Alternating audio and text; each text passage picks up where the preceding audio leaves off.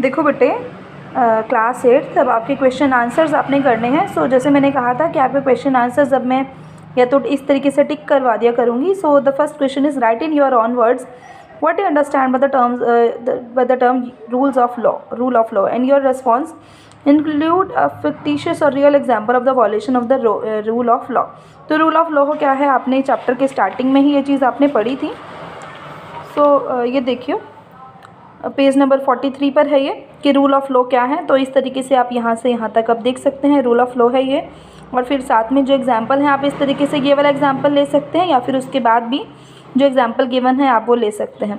सो इस तरीके से मैं आपको बता दूँगी और आपको छाट कर वो लिखना होगा, ठीक है। So after that the second question here is State 2 reasons why historians refute the claim that the British introduced the rule of law in India.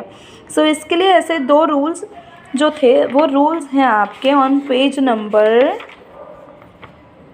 44 पर। ये देखिए, first that colonial law was arbitrary and second that Indian nationalists played a prominent role in the development of legal sphere in British India। तो इस तरीके से और फिर example जो है आपको वो गिवन है साथ में, तो इस तरीके से आपने लिखना है।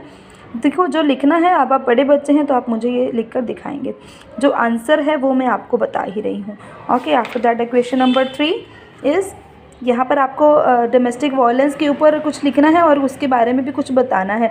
तो डोमेस्टिक वायलेंस के बारे में जैसे कि मैंने आपको पहले भी बताया कि यहाँ पर आपको उसके बारे में पूरी जो आपको डेफिनेशन वगैरह है वो पूरी से दी हुई है। और इससे नेक्स्ट पर आपको थोड़ी बहुत चीज़ें और गिवन है, अगर आपको कुछ ऐड करना है इसमें तो आप ऐड कर सकते हैं, ठीक है। So after that the fourth question जो आपको गिवन है कि आप कुछ लाइंस आपको गिवन है, दे ऑल्सो बिगैन फाइटिंग से लेकर ये इंक्लूडिंग आइडियाज़ ऑफ जस्टिस पर। ये आपको बुक में ढूंढनी है कि ये लाइंस कहाँ पर हैं और इनका मतलब क्या है, आपको ये बताना है।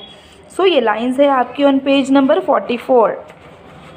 ये देखिए बेटे, यहाँ से ये लाइंस आपकी स्टार्ट हो रही है, दे ऑल्सो बिगैन। ये आपका यहाँ से क्वेश्चन नंबर 4 जो है वो स्टार्ट हो रहा है। आप यहाँ पर मतलब यहाँ पर इन लाइनों का मतलब था क्या, ये आपने देखना है। तो मतलब जो है वो आप ही मुझे बताएंगे, ठीक है।